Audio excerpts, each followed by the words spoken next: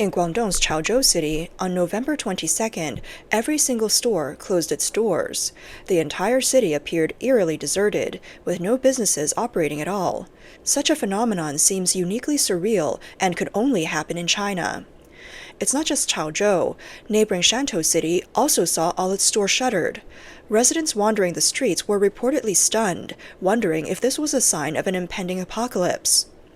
Some shopkeepers posted notices on their doors with sarcastic excuses, such as being afraid of ghosts or having argued with the wife. Others wrote things like, "Closed due to stolen pig trotters," "The boss is in a bad mood," or "Love troubles, taking a break." Even factories chimed in, with one notice attributing a 3-day shutdown to climate change. These humorous yet bitter messages reveal the helplessness many feel. Even major international chains like KFC and McDonald's temporarily ceased operations in the area. Why the sudden closures? Local business owners revealed that the sweeping inspections ordered by the Chinese State Council triggered the closures. Penalties for non-compliance have become so steep that businesses prefer to shut down and protest rather than risk fines. China's economy has yet to recover from the pandemic. With the collapse of the real estate sector, an exodus of foreign capital, and mass layoffs across industries, survival has become increasingly difficult for ordinary people. At the same time, the government seems intent on imposing hefty fines, further straining the public. In response, merchants have collectively opted out, shutting their doors rather than let the government profit off their struggles. China's ruling Communist Party has historically relied on economic growth to justify its governance. However, with the economy now faltering and livelihoods under threat, public dissatisfaction is growing. Many citizens are losing faith in the regime. Social unrest is increasing, with some even hoping that protests might lead to political change and the end of communist rule. On social media, many videos depict China's economy in freefall. In Zhejiang's Xiaoxing city, for example, a major textile market faced chaos on November 21st as suppliers stormed shops, demanding unpaid goods. Some even camped out at store entrances, refusing to leave. The scene was marked by the presence of special police and large crowds of onlookers. Earlier in July, merchants in the same market staged a collective strike against rising rental costs. One vlogger shared a personal experience of riding a nearly empty train from Shenzhen to Guangzhou. The deserted carriage highlighted the sharp decline in business activity between the two major cities. In Ningbo's railway station, a once bustling waiting hall now stands eerily empty. Fewer job openings and workers are evident, sparking concerns about further economic regression. Entire textile factories are closing overnight, leaving their factories abandoned. Workers, given early holidays months ahead of schedule, linger outside the factories, uncertain about their future. Labor disputes are becoming more common amidst the economic downturn. In Shanghai, employees of Guoli Automotive Leather staged a protest on November 21st, blocking a main road near the company's headquarters over unpaid wages. The protest caused massive traffic jams, prompting authorities to dispatch police to disperse the crowd. Several workers were detained. One worker explained to a local news outlet that since March 2024, Guoli had been paying frontline workers the city's minimum wage of just 2,690 yuan per month. October wages were unpaid, affecting over 2,000 employees. The worker added, "The company's management refuses to address our concerns, leaving us no choice but to protest." Even state-owned enterprises and airlines are now struggling to pay wages. The situation paints a grim picture of China's deepening economic woes. On November 21st, several aviation bloggers revealed on social media that Joy Air, a Chinese state-owned company, has been withholding employee salaries for an extended period. Some workers have not received their paychecks for up to 20 months. Pilots had previously gone on strike over the issue, and employees have since filed complaints with labor authorities.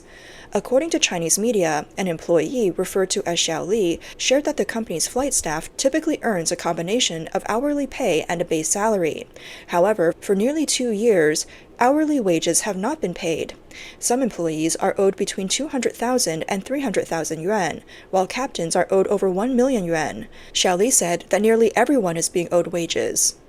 Another employee, Xiao Wang, added that the company has also stopped paying social insurance contributions, making it challenging for staff to leave and find new jobs.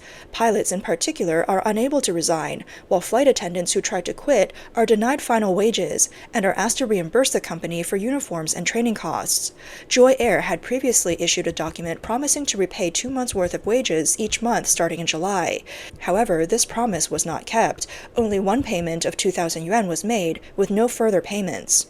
Between July and August this year, courts issued 4 separate consumption restriction orders against Joy Air for various disputes, including labor issues and a contract dispute with Tianjin Binhai International Airport. Even OK Airways, an indirect shareholder, sued Joy Air over another contract dispute. Public records show that Joy Air was founded in 2008 by 2 state-owned enterprises, AVIC, the Aviation Industry Corporation of China, and China Eastern Airlines, with AVIC owning a 60% stake and China Eastern a 40% stake. Before the airline even received its first aircraft, China Eastern transferred most of its shares to AVIC, retaining only 5%. In 2009, Joy Air began operations with its first fleet of Xianma 60 aircraft. By 2015, the company disclosed operating losses of 152 million yuan on revenues of 175 million yuan. It was already insolvent. Later, AVIC partnered with OK Airways and another investor, moving its base to Tianjin. Despite these changes, financial losses continued to mount. Today, Joy Air owns 25 Xianma 60 aircraft and 5 Boeing 757s, but most of the Xianma planes are not in operation. This story is just one example of the broader economic challenges China faces. Rising unemployment has led to an unusual phenomenon: restaurants offering free meals to those without income. These patrons include not only delivery workers and migrant laborers, but also unemployed white-collar professionals, highlighting the economic pressure on the middle class. Social media platforms have seen a surge in videos featuring free meal initiatives, garnering widespread attention. One food blogger, Li Yifan, compiled a list of participating restaurants and their locations to help struggling individuals find a meal. In Tianjin, one noodle shop posted a sign that read, "If you have no income and are facing difficulties, come in and request a love meal. Eat and leave without hesitation. If you're able in the future, please help others in need. Thank you." This trend has spread nationwide, from major cities like Beijing, Shanghai, and Guangzhou to smaller cities like Zhengzhou and Shibi. While some chain restaurants participate, most are small, independent businesses. For instance, a Beijing restaurant owner, inspired by a similar initiative at a breakfast shop, printed her own posters and encouraged other branches to follow suit. To protect the dignity of those in need, some restaurant owners use codes for free meals, allowing patrons to receive help discreetly without explaining their circumstances.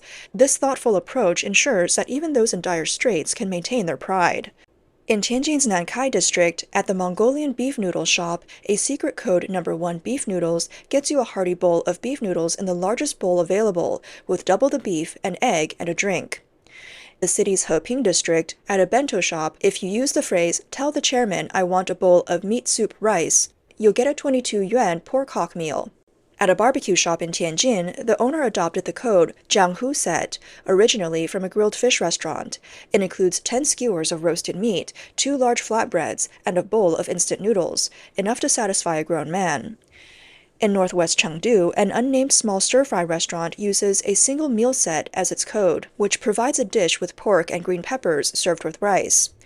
At a Beijing branch of Xiaoxiang, you can get a freshly cooked meat dish with rice using a passcode. Shop owners report that most patrons seeking free meals are young people, including unemployed white-collar workers and middle-aged individuals. Zhang, the owner of Mongolian beef noodles, recalls a young man in his 20s with a southern accent who appeared famished. He devoured his meal quickly. After finishing, the man offered to work to repay the cost of the noodles, unwilling to accept charity. At the Chaozhou branch in Beijing, manager Lan Lan recalls an unemployed woman in her 30s who visited before the restaurant began offering free meals. The woman, previously a white-collar worker, came looking for a job after her company went bankrupt. She was staying with a former colleague but felt uncomfortable imposing for too long. Lan Lan described her as well-dressed but slightly unkempt and visibly distressed. Although the woman didn't accept a job as a server, Lan prepared a meal for her, saying, "Sometimes a small act of kindness can change someone's thoughts." As a food blogger, Li Yifan still frequently visits different restaurants. Sometimes he strolls around large shopping malls until late at night, around 11 or 12. He noticed that if someone finds a place to sit in a mall that has already closed, the security guards no longer come to drive them away. He said, "It feels like the malls have inadvertently provided a place for the poor to stay overnight. Life isn't easy for anyone, and we're all just trying to get through tough times together." China's economy continues to spiral downward, caught in a deflationary trap fueled by a collapsing real estate market and mounting debt crises. Over the past 2 years, inflation data has shown consistent contraction, leading to widespread factory closures, reduced corporate investments, unemployment, and drastically lower consumer spending. Adding to the pressure is the rapid exit of foreign investment. A survey by Bain & Company revealed that 69% of companies are relocating operations out of China, a sharp increase from 55% in 2022. Before Donald Trump's re-election, top global companies had already been shifting production and operations out of China in anticipation of increased tariffs. Popular destinations include South Asia, North America, Southeast Asia, Western Europe, and Latin America. The trend reflects not only geopolitical tensions, but also diminishing confidence in China's economic trajectory. A recent survey by Bain & Company involving 166 CEOs and COOs reveals that 69% of companies are relocating production out of China. The top destinations for these relocations are the Indian subcontinent, 39%, the United States and Canada, 16%, Southeast Asia, 11%, Western Europe, 10%, and Latin America, 8%. This trend of foreign capital withdrawal aligns with the exodus of China's wealthy individuals, further dimming the prospects for the country's economic recovery. According to a report by Henley & Partners, 15,020 high-net-worth individuals are expected to leave China in 2024, up from 13,800 in 2023. China experienced the largest outflow of high-net-worth individuals globally last year. The report attributed the accelerated departure of wealthy individuals from China to the uncertainty surrounding the country's economic trajectory and rising geopolitical tensions. Most are heading to the US, Canada, or Singapore, taking substantial wealth with them, often millions of dollars per individual. Henley & Partners noted that it's challenging to determine exactly how much wealth these high-net-worth individuals are taking with them. However, the firm stated that based on their experience, those leaving are typically individuals with wealth ranging from $30 million to $1 billion US. The report also highlighted that in 2023, each high-net-worth individual leaving China took no less than $1 million US with them. The economic unraveling is evident across sectors. Local governments face dwindling revenue as the real estate sector collapses. Rising unemployment and wage cuts are fueling public frustration, while banks grapple with high rates of non-performing loans. Inaction from authorities has only intensified the public's despair. On November 22nd, the brief recovery of China's stock market came to an abrupt halt. The Shanghai Composite Index plunged over 100 points in the afternoon, losing the 3,300-point mark, while the other major indices fell more than 3%. With little hope offered by the government, many Chinese citizens are silently protesting or seeking ways to leave the country altogether, voting with their feet in a bid for a better future.